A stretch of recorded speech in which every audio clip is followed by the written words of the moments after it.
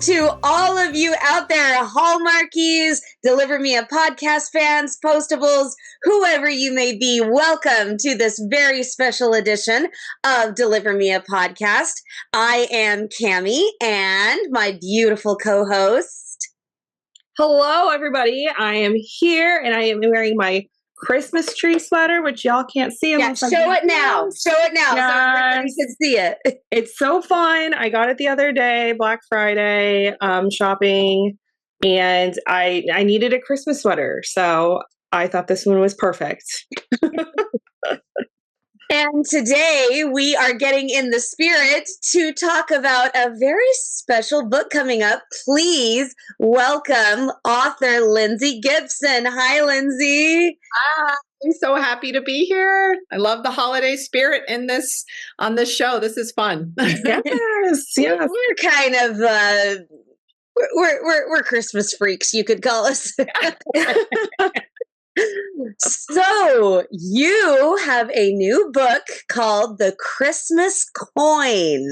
Yes. I gotta say, just the title is very, very intriguing. So can you give a very brief, very broad explanation without specifics that tells us a little bit about your plotline?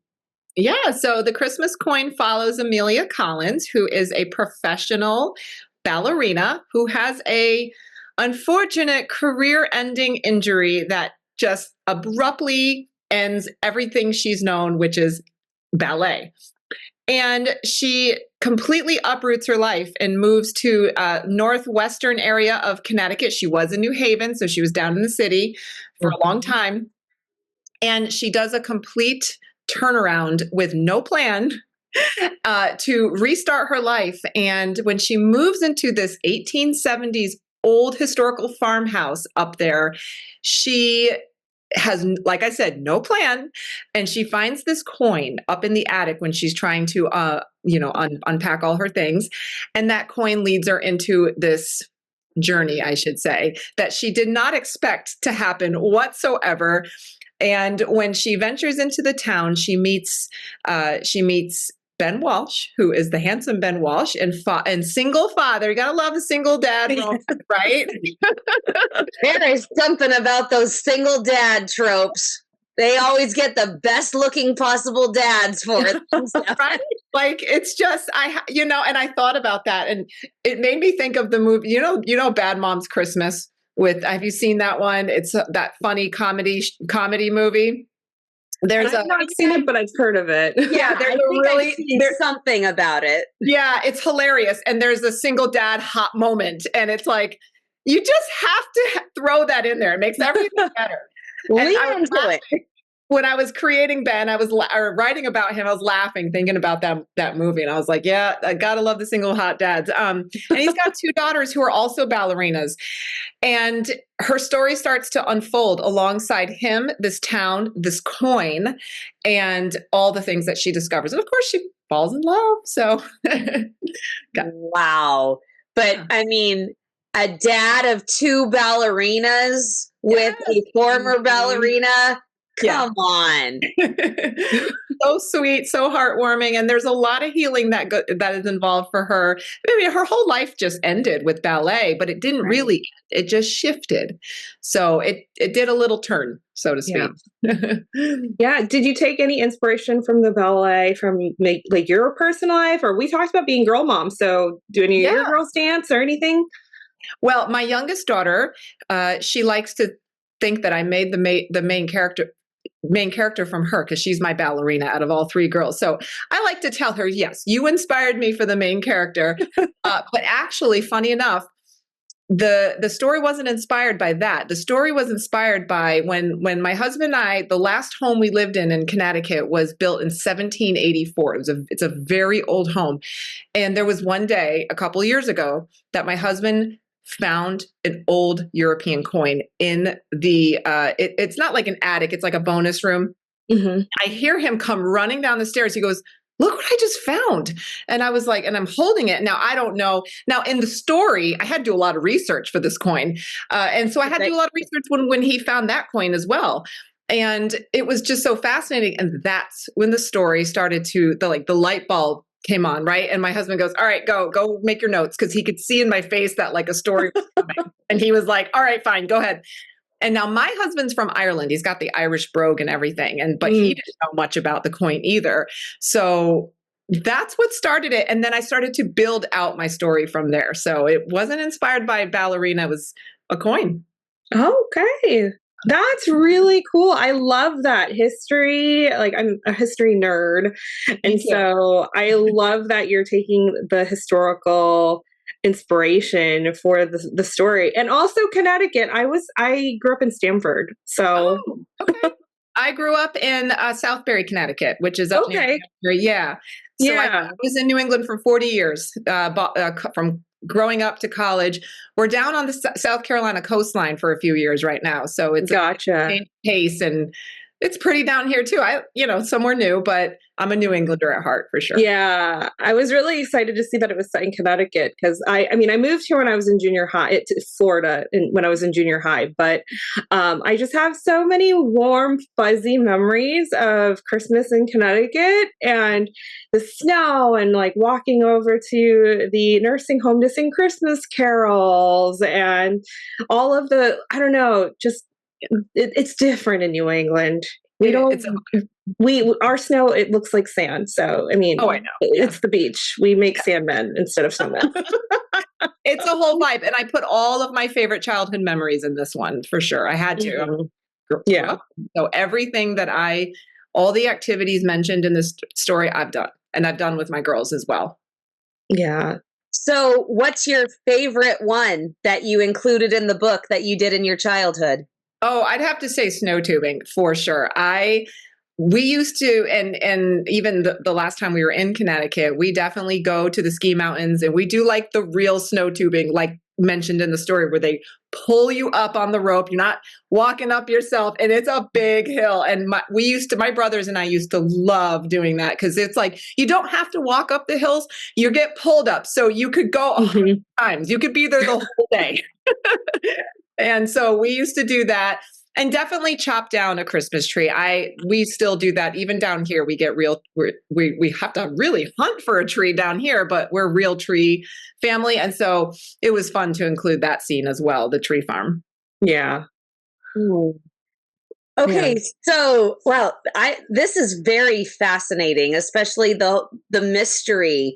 You've got the history, you've got a scavenger hunt, you've got mystery. You've kind of got it all. You've got it all in place, and that's fantastic. So we know a little bit about the history of where the story itself came from.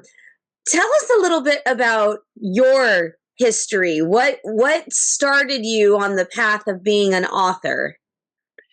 So when I was about 6 or 7 years old is when I started to write stories. And my mom still has all of the ones that I used to make her. I used to put construction paper together, write a story, and then put it in everybody's stockings at Christmas time. And so I have been a writer for a long time, but life goes on, and I went to college, and I actually did not go down like an English major route or anything like that. I kind of ventured away from my writing. So all through high school, I always journaled. I used to create stories in my mind. I always used to say, I can't wait to write my first book. But then I majored in psychology and did my master's in mental health nutrition. So I went down a whole different path for a long time. And I enjoyed that though, because I worked a lot with like postpartum moms and things like that. So, but in the back of my mind, I was like, I just always had this, like, I want to write. Everybody who knew me personally was like, when are you going to write this book? Because I was always a storyteller. I'm always, reading, I'm a big reader. And so anybody who knew me personally kept asking me that question. And I'm like, well, I don't know. I don't know, because it's one of those things where you're just like, maybe, and you just, you get nervous. Like, should I do this? I'm making good money right now. And I really enjoy working with these moms. Like, this is fun, blah, blah, blah. But it wasn't my passion. And I wrote, actually in 2018, I self-published a memoir, and I knew that my first story would always be my story. And I didn't publish it with intention of being like this bestseller or anything. I just wanted to help and inspire. And it got my writing fingers going again. And I started to write. I just said, I'm going to start writing a book. And I did. And that was my debut, which is The Christmas Promise, that came out last year. And that's what started the whole thing. And when I submitted to Jenny at Harpeth Road, I just said, let's do it. And worst comes to worst, it's just going to be a no. And well, here we are. It wasn't a no. And so no, it was not. It was not a no. And she took the book, and then here I am, and I'm working now on 2 books with her for next year, books 4 and 5. So yeah, I replaced everything I did before. And sometimes it feels surreal because I did something else for so long. So right. Yeah. Yeah, that's so exciting that you're able to dive into that and follow that calling and follow that passion. Because I know a lot of times, at least for me, because I grew up the same way. I had all the little stories, and I was a big journaler, and I was like, I'm going to write a book, but it just hasn't happened yet. Yeah. I think part of it is a little bit of that fear, a little bit of analysis paralysis. Because I always joke with, like with Cami or some of my other friends, it's all up here. Right. It's like getting it out here. That's the hard part. So that's really encouraging and really special that you're able to do that, especially after having such a big career change. So yeah.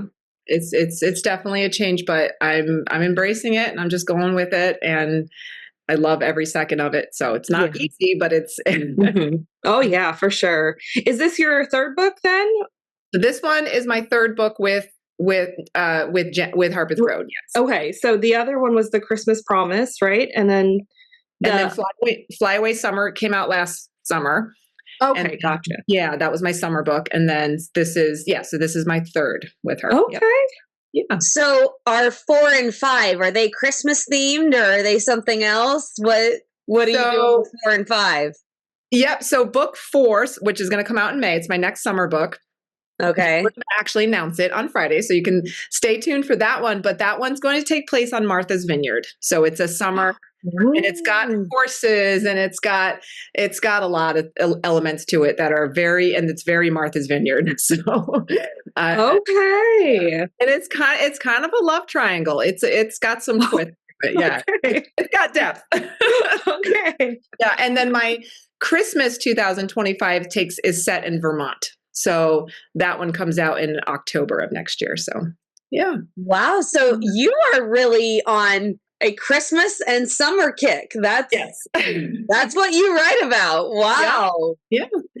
And they're branding me with New England because, like I said, I lived there for 40 years. So it's my roots no matter where I am. Mm-hmm. And there's so many places up there to write about, and a lot of places, like I'm already thinking about my summer 2026 book, and I submitted that concept, and it's a little coastal town in Maine. So there's just a lot of places that people don't know about. I mean, a lot of people know about Nantucket, of course, Ellen Hildebrand, and on Martha's Vineyard. All those places are very well known. My last summer book was in Cape Cod, so a lot of people know about Cape Cod. Sure. But this little coastal town in Maine, this is fun. I'm going to introduce you guys to all these places. Yes, please do. Please do. I don't know if my travel budget could afford it, because I'm going to want to go there to all these places. I know. Well, my Christmas debut took place in it's called Seabreeze, New Hampshire. It is off of Portsmouth, New Hampshire. So most people know Portsmouth. Mm-hmm. Actually, there's a little tiny island if you go over the bridge off of Portsmouth, and it goes to a place called Newcastle, New Hampshire. It's very tiny. it is just magical. It is such a beautiful place. And so I had traveled up there many times growing up because I would go to Portsmouth or we'd go to the beaches along New Hampshire or that coastline.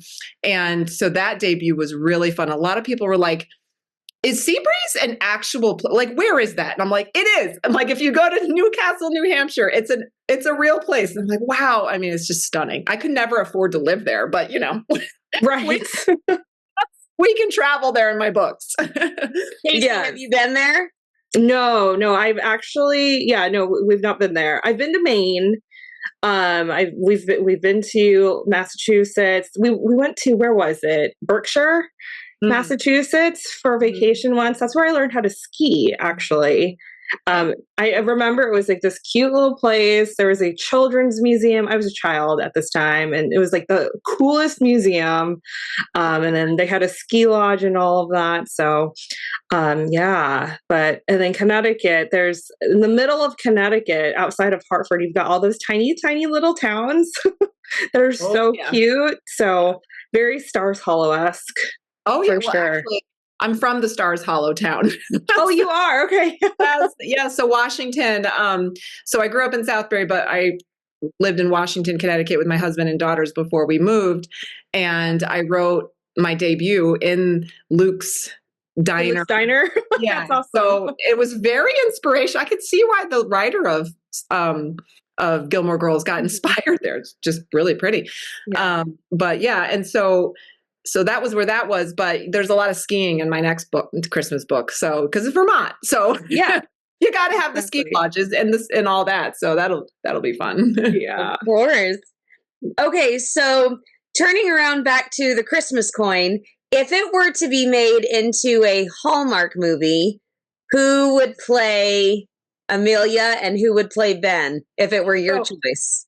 Oh, yeah. Well, I've been asked this many times. We've narrowed it down, I think. Okay. Wes Brown is actually a girl dad in real life. I just love him. So I feel like he's the winner when it comes to Ben.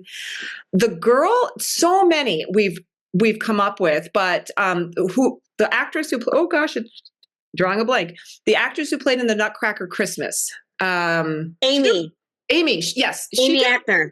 She did a really good job at that. So I feel like she could be up one of the top, but there's so many for Amelia, I feel like. But I really liked that movie. So I'm like, maybe just because it's a dancer movie and the Nutcracker's in this one as well, maybe that's why I keep coming back to her. But I think and she is a former dancer. She's a former ballerina. So she would be perfect for it. Yeah. Yeah. And she's played a girl mom in a different Hallmark Christmas movie, Crashing Through the Snow. Okay. And, she played a girl mom. So, and then Wes, we've never seen Amy and Wes in a movie together. That would be, and see, because on our podcast, we're always talking about who are pairings that we haven't ever seen. Who would we cast so that we can get more pairings together? And Wes Brown and Amy Ackner have never happened, and that would be a cool one to see. Perfect. Yeah. There we go. Perfect. Yes. We just made a new match. Yes, let's make it happen. Yeah. All right. Shoot it out there. Right. Okay. So you said that there were chopping down the Christmas tree, and then what was the other childhood tradition? Snow tubing. That's right, snow tubing. So this is going to be interesting, but putting together Christmases from your adulthood and Christmases from your childhood, what is the best part about Christmas for you, all encompassing? Oh, just watching my children and just experiencing Christmas through their eyes makes me remember so many things that you forget as an adult. So when I became a mom, and each daughter is different. So they're experiencing things differently, but it's all the same excitement. It's all the same joy. Writing this story was really great because it reminded me of my own motherhood journey. Like, so when I was creating little Julia and her excitement, and then I was creating the 14-year-old and her teenagerness. Yeah. So I've got it all in my house, you know. So I had one review that came in that said she really described the girls really accurate. I'm like, well, because it's in my home. Every single day, I've got teenagers, I've got tweens, and I've got the little one. So it's just, so I really had a good time with this book and putting it all together. But when I, you know, and I love putting children in all my books. So far, they're in all of them, just because of that childlike joy and the magic and all the things. And so combining the two, but that's my favorite part about the holidays for me. And not even just with my own girls, even when I'm in public and I'm watching the children going to a town event, or just seeing them, or going to a school event and just seeing the other kids and how happy, you know, it's just like, why can't us adults just soak that in and be happy all the time? You know, it's a nice break. It's a beautiful thing to see for me. Yeah. I had that exact moment a few days ago.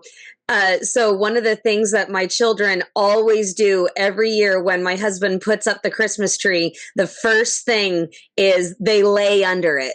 They lay under it to look up at the lights. And my oldest is going to be 14 next month. And so I thought, there's no way she's going to do it. And she did. She was the first one down. And so I'm watching all 4 of my kids, including my 13-year-old, looking up at the lights. And I just went, oh, this is what it's all about.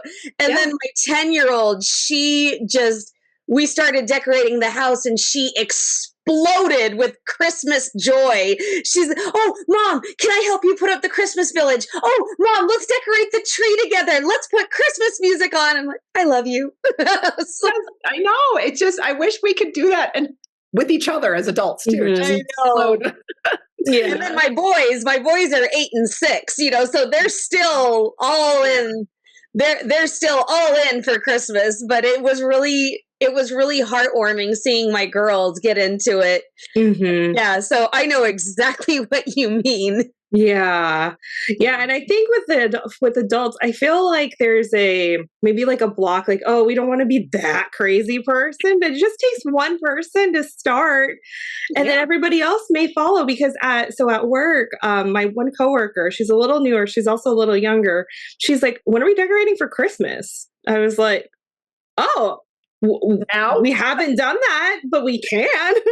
And so we're having a whole decorating contest with our team members. And so we're decorating leaders' little office areas, and we're going to have a contest and all that stuff. And people signed up like that. I mean, people were just like, yeah, that's so fun. So, well, I think we're doing that Thursday. So it'll be fun just to see everybody's creativity and just everybody getting together. I'm going to pitch that we all wear Christmas sweaters, just like all the fun things. But I think it just starts with that one person to just like, hey, let's do it. And then everybody just finds the magic again, and they just dive in, you know? So, I mean, that's why we watch Hallmark movies. I mean, Christmas movies. Yeah, that's true. It brings us out of the hard reality of life, and it gives us a break. Writing these stories is the same thing. You get the same. And I always joke, like, especially on my TikTok, usually my TikTok is to embarrass my teenager, but usually I always joke around with, like, you know, I'm turning from my computer to the real world. I'm like, no, going back to my fake world that I'm writing about, because it's just so happy. So fun. And it's so fun. And so nostalgic, like Christmas just brings us so much nostalgia outside of the Hallmark Christmas movies. We've been watching all of the old ones one at a time, because it's just that warm and cozy feeling. It's, you know, you're wrapped up in a hug. Yeah. You got to add Bad Mom Christmas. I'm telling you. Okay. Gonna have to do it on the list. It'll make you laugh. Yeah. Okay. So we'll add Bad Mom Christmas if you add Muppet Family Christmas. Oh, we watched that one. Oh, my 8-year-old, I'm sorry, 8-year-old, my 10-year-old, she loves that one. She loves. Wait a minute. Where they all gather at Fozzie's mom's farmhouse? Old one. Are you talking about the old one, right? Family, yes. Oh, yes. I think I even had that on, when did that movie come out? He's so happy. Was it in the 90s, right? How old is that movie? 80s. It was 80s. 80s. Okay. I had it on a VHS tape growing up, and I wish my mom kept it because I had my daughters are like, "What the heck is a VHS tape?" I was like, "We had all those movies, and we had that one." So, but I have found that one, and I have showed it to her. My other two are like, eh, but my middle one, she's very. Well, she's got an old spirit to her, I swear. So she's like, yes, I really like this one.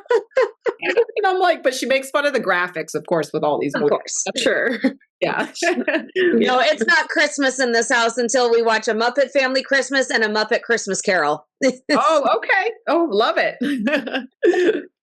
Yeah. So, as Casey told you, she and I are both aspiring writers. We both have projects that we're working on here and there. So, Slowly. So slowly. Love it. So, as two aspiring writers, and as other aspiring writers who might be listening, what would be your most valuable and most important bit of advice that you would give to any of us who are working toward being published? So I would have to really, there's so many different tips and stuff I can give you, but the biggest one is that fear, because that's what I had, and in the comparison game. So, oh, this story's been written before. There's probably one like that, blah, blah, blah, blah. We all do that. Even I still do it. So like when I submit, when we're going back and forth with titles, so I don't really do the title, the publisher does the title. And I will give my, and I'm like, oh, but that one's been done before. Maybe we shouldn't do that. And then I start getting in my head. And my publisher's always like, would you stop? Because we all do it. And here's what I say. Say you have the same concept and you have 3 different writers doing the same concept. They're given the same concept, right? You write these stories, how you're going to write them. You could have the same storyline. You could even have the same names of the characters, but each story is going to come out differently because it's going to be your voice. Right. And there's never enough stories in every genre because there's so many readers out there. So for me as a reader, I'll take all my favorite authors every single Christmas season and summer season, and I'll read them all. So because when they put one down, they're looking for another one. So there's never enough. So that is something that you have to think about. So you just keep writing your story because, like I said, you can have the same concept in 3 different writers. You're going to have 3 different stories. You're going to have 3 different endings in 3 different ways, even with the same characters, because every single writer has a voice. They have a knack. They have a talent, a specialty, right? So, and finding your voice, it comes with writing. So just keep doing it and keep pushing away all that fear talk, because the readers love it. They love it. They want you. They want the books, right? They want to read something new. So I always think about that. So yeah. Great. When you were starting your writing process, or restarting it, I should say, for Harpeth Road and all of that, where were you finding the time to write, especially as a busy mom, having a career and all of that? So that's my struggle right now. It's just finding the time and the discipline to do it. Well, see, there are writers who set daily word count goals. Mm-hmm. But as a busy mom of 3, even though I'm not seeing clients anymore and I'm not doing that anymore because I've kind of transitioned, it's still I'm still a busy mom of 3. Someone's always sick, especially right now. So so I'm always tending to something, and I don't push myself. So some writers who do. And I find for me, because I'm I'm a new writer, right? I'm only on my 3rd book. If I push myself and I force myself to get that word count, I always have to go back and redo it because I'm like, what the heck did I just write? So I don't, for me, I can't do that. Some writers that works well because they're like, I got to get that word count in and then move on to the rest of the stuff in my day. But for me, if I'm not writing, I'm researching, because there's a lot of research, especially with history elements to my Christmas story. I'm always going to have those dual timelines, I think, because I love writing about it. But there's a lot of history research. So I'm researching, or I'm doing marketing planning, or I'm doing, I'm thinking about another concept, or I'm doing that. So there's always something to do for the book, even if you're not doing the word count. So, so don't push yourself. So trying to find the time to get those words in, maybe the words aren't just there right then. I also, sometimes, and this might sound a little strange, sometimes I write the ending, or I write a goal ending, and then that helps me to get the words in. So for example, I think about my characters and I really envision them, and I might say, here's where I want them to go. Now, the ending can change a million times through the edits, because editors really just chop it up, right? They're just like, all right, that's great, we're going to change that around. But it helps me to fill the story in, even if it changes. So you have to think, well, I'm going to write this, but I'm going to edit it as well. And it's going to be edited again and again, so a lot of newer writers, especially me, will panic. Oh my God, I got to get it perfect. No, you don't have to get it perfect. So even if you're writing only 300 words, if you can see the vision of where they're going, it helps to get the words in. And because like you, it's very limited time. So some days I only have maybe a half hour, because I'm like doing a million other things. And I'm like, wait, the kids are getting off the bus in a half hour. Okay, let's sit down. But I don't force it. Right. Like I said, it could come out gibberish. And then some days I have more. When I was seeing clients and I was like in that transition a couple of years ago, for me personally, I don't like writing at night because I can't go to sleep because my brain is like firing with the story. So if I'm writing at 10 o'clock at night and then I turn off the computer and try to go to bed, are you kidding me? For me, I can't do that. So, I just can't shut my brain down. Sleep is really important for a creative mind. We got to get that rest. And so instead, I would switch it. I would do a lot of early morning lunch break writing. I would sit there and then I always had a notebook with me or something on my phone where I can record, because ideas would just come like randomly. They would just randomly, okay, I could do this, or a twist would come. And the twists for me always come when I'm almost done with the manuscript. I'm like, oh, now I got to go back and add. Like, why does that happen? But so just think like, okay, where do I want these characters? Like if you're stuck, if you're like down, you're like, I got to get the words in. Well, do you know where you want the arc to go, the story to go? That is important because it'll really help you fill in. Because for me, the middle of the manuscript is the hardest. Because what do I put? Because you got to keep it going. So if you're finding it's hard, even if you have 20 minutes, you can get a lot of words written. If you're in a flow for 20 minutes, you can get a lot of words written. But just have it outlined a little bit, and that'll help you move it forward faster. Yeah, that's good about having the ending already pre-written in a sense, and just knowing that it will likely change or whatnot, because it is true that the saggy middle, that is the hardest part. It's the hardest part of the book, because you can't and editors will flag me. They'll say, this is a fill-in, we're cutting it. Because it when you're writing it, you're like, okay, I'll just do this scene. Oh, this is a nice scene. But is it moving the story forward, right? Right. Is the reader learning something new about these characters? If you can answer those, okay, then keep it. Otherwise, it's kind of just a filler. And then the readers are going to get bored. So you got it. So I know the middle is like torture. Yeah. Oh, yeah. Well, that's awesome. Now we're going to switch gears and just have a little bit of fun. So we have rapid fire questions that we like to ask all of our authors, and some are holiday themed and some are just regular themed. So I'm going to start us off really quick because I am dying to know this one. Colored or white lights for White Christmas? lights. White lights? All right. Alrighty. Are you a pantser or a plotter? I used to be a pantser, but now I'm a plotter for sure. Okay. Okay. Yeah.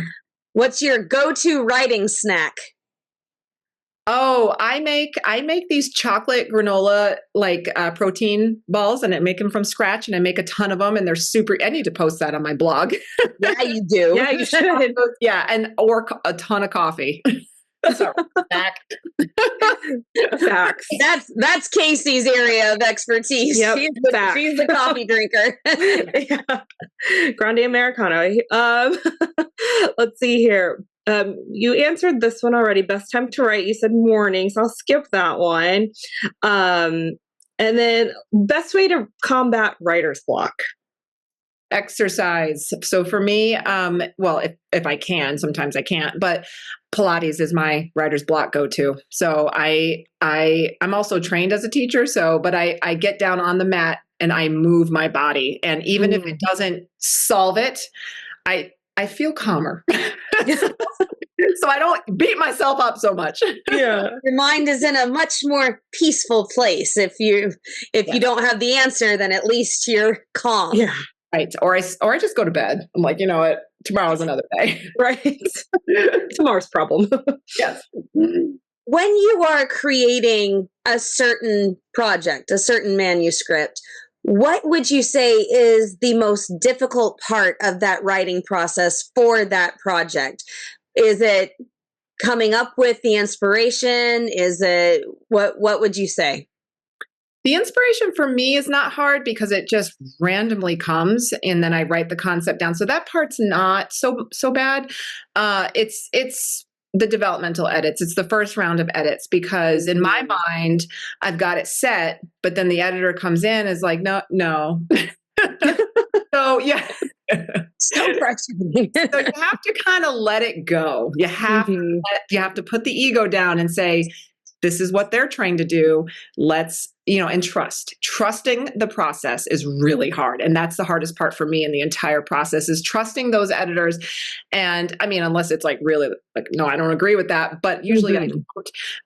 And then when it's all done and I read through it, I'm like, oh, okay, this story is way better. Yeah. So editing for me is it's the hardest, but it's the best part of the whole thing. Yeah. Okay. Yeah. Let's see here. What are you currently reading? Right now, I just started filling up my Christmas to be read list because all my kids got sick for the last 2 weeks and it's been fun. So I haven't read anything because I was getting my, I had to get edits done for my book and then it's like one gets sick. It's like dominoes. It's like at least it's just terrible. And then I got it and then it was like, okay, but I just started filling up I just want to do all holiday right now. So if you look at that, it's just going to be all happy. Yes. Holiday books. And I always read per season. So if it's Halloween season, I'm doing a psychological thriller. I mean, it's just whatever's in the mood. Yeah. I'm a seasonal watcher and reader. I love doing seasonal stuff. Yep. Okay, when you were a kid, what was your favorite book of your childhood? Oh, I read Sweet Valley High series was my favorite. Yes. And I wish I kept them all because I think my middle daughter would really, really like them. So yeah.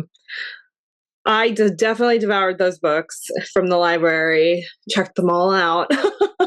That and Babysitter's Club on rotation. Yep. American Girls Collection. That was me. Oh, yes. I read those too. Yes, absolutely. Yep. Same. All right.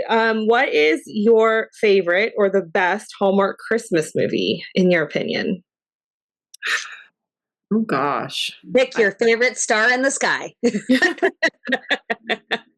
I'll have to come back to that one because I'm not sure. I'm actually not sure what my favorite, because every time I watch them, I'm like, I love that one. And then the next one comes on, and I'm like, I love that one too. I don't know. I'd have to come back on that one. I'm not sure. What about, is there one this season that has really popped out for you? Well, I just got my internet a week ago, so I am late to the game. I am usually watching Hallmark Christmas like right when they come out, but between the move and then out here in the sticks, we didn't get internet for like at least 10 days. Oh my God. I was using my hotspot to edit connecting to my phone. Mm-hmm. That's been fun. But yeah, so I haven't watched any this season yet because hey, you have a very good reason. Well, let us give you a recommendation to watch A Carol for Two. Okay. Number one, you got to watch that one. Jenna Claire Mason and Jordan Litz. They both were on Broadway. They both, Jordan Litz is Fiyero right now in Wicked. And Jenna Claire was Glinda. She did the in Wicked. She did it on tour, and then she did it on in New York and on Broadway. And they're both amazing. I mean, Okay. Yeah. So, I haven't seen Wicked yet, but we're going this weekend. So yeah. oh, that's so fun. Are you seeing the movie? Wait, you're talking about, are you talking about the Broadway show or the movie? Oh. Yeah, which one? I'm going to see the movie. Okay. You're talking We were talking the Broadway show, but that's okay. Never mind. Don't mind me. Yeah, no, you're good. You're good. You're good. I haven't seen just came out, so I haven't seen the movie yet, and I'm dying because it's my favorite musical. So I haven't seen it, and I'm dying to go see it. So I can't wait. I can't wait to see that one. But yeah, same. I haven't seen it yet either. It's on my list, and my girls are begging to go see it. So we made them watch The Wizard of Oz first. Yeah, although I heard that you don't really need to, but yeah. No, you don't need to, because I've seen the Broadway play, so you don't need to. But I mean, for them, I'm like, well, if you're going to commit to 2.5 hours at the movie theater, we better spend 2.5 hours watching The Wizard of Oz. Like, so, yes. Now, is there a new Hallmark movie? My daughter, like my middle daughter, she's my mini-me. She watched one with an adopted baby. Is that a new Hallmark movie, or where did she find that? I was kind of listening to it. We just hooked up our internet, and it was about a baby that was adopted, and she ended up in, she ended up in another town, and then because is that a new one this year? She said it was, or are we thinking of a different one? I don't remember that being a plot for one of this year's movies, and we've been watching them to cover them. So maybe it's an older one, and she thought it was a new one. It sounded interesting, and I kept trying to come in and watch it, but she said it was a new one. But who knows? Who knows? Was it the Bethlehem movie? Yes. Is that not? That's not Miracle in Bethlehem, Pennsylvania. Yes. Yeah, that was last year. Last year. Got that one confused. Okay. Don't mind. Still newish. Yeah. And Benjamin Ayers is fantastic in that movie. So she loved it. She loved that one. So, and I told her we have a lot of catching up to do since we finally got our internet and we hook up our TV. Holiday Touchdown was also really fun. Okay. Had Hunter King and Tyler Hines. And it was surrounding the Kansas City Chiefs from the NFL. First time they've ever done any kind of partnering, and it was really fun. It was really fun. Yeah, Terry Wilson posted about that one. Oh. I gotta watch that one too. Okay. Yeah, that one's fun. I'm trying to think of other fun ones. I mean, do you like the more goofy, fun, whimsical ones, or maybe like the more heartfelt? I like the heartfelt. I do. Okay, I would say, but I watch them all. When I go on a spree, man, I'll watch like 3 in a row. So yeah, doesn't matter. I hear you. Then the heartfelt, Reason for the Season. Okay. Yeah, that one's what is it? Miracles of Christmas. Yeah. So yeah, that one's a good one. It is a little, I will say, it's a little bonkers because you're kind of like, dude, you're 34. Why are you acting like this? But the heart behind it, once you get into it, it's like, all right. You know, I see where this is going. Give them a break a little bit. Yeah. Also on Miracles of Christmas is This Time Each Year. It's got Niall Mater and Allison Sweeney, and they play a separated couple, and that was a really good one. That one was really good. Yeah. Allison Sweeney, she was my pick for my Flyaway Summer character. Oh, there you go. Yes. Yeah. Yeah. Although she could be your pick for the the Martha's Vineyard for the horses, because she's an equestrian. So she is. Oh yeah, there's lots of horses in that one. So that's enough. She could just do all my summer books. There you go. Yeah. Too fun. The last one that I'm going to say, because it kind of mixes the fun, goofy, and heartfelt together. Believe in Christmas. It was one of the Thanksgiving releases, and it stars the very real married couple of Megan Ory and John Reardon. And yeah, they're married in real life. And then this is the first time that I've seen them do a movie together. And it was poking fun at itself in a very beautiful and lighthearted way. You know, like, these are all the rom-com check marks that we have to check off our list. But it also had the real feeling, and I kept on waiting to get bored with it, and it just kept hitting all of those pressure points on me. I'm just like, oh, this is getting me. Well, now I'm excited. Now I have no edits due. I'm good for the season. Now I'm ready. Now I'm there you go. Just pop a huge bowl of popcorn. There you go. And actually, that John Reardon, Megan Ory movie, Believe in Christmas, is a book called Christmas Land. Yes. I think they had to rename it to Believe in Christmas because Christmas Land was already taken. Like they did a Hallmark movie years and years ago. McFarlane movie a while back. So there's another book to add to your TBR. Christmas Land. I know. That's the problem when you're writing these stories. You're always late to the game. Watching or reading, you always have to catch up at the end, but that's okay. Yeah. Well, 23 days till Christmas. So, I mean, like, let's go. Time. Believe me, I'm a fast reader.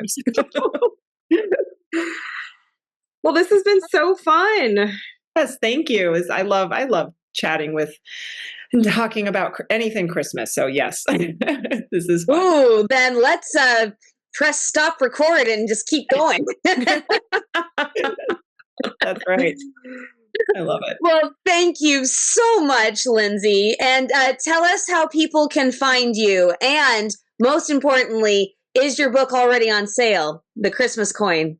Oh, yes. It was released at the end of October. So it is available. Okay. So it's available in all formats.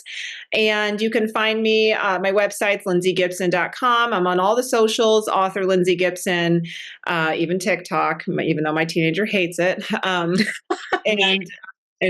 X, I always want to say Twitter, XL Gibson author. So yeah. Awesome. All right. Well, we hope that all of you have enjoyed this. Now you've got a new book to go out and read. This will be so much fun. And if it's half as fascinating as it sounds, then we're going to have a whole lot of twittering going on all the socials. Right. So, Merry Christmas to all of you, and we will see you next time. And Merry Christmas, Lindsay. Thanks so much for coming on. Thank you so much for having me. Bye, everybody. Bye.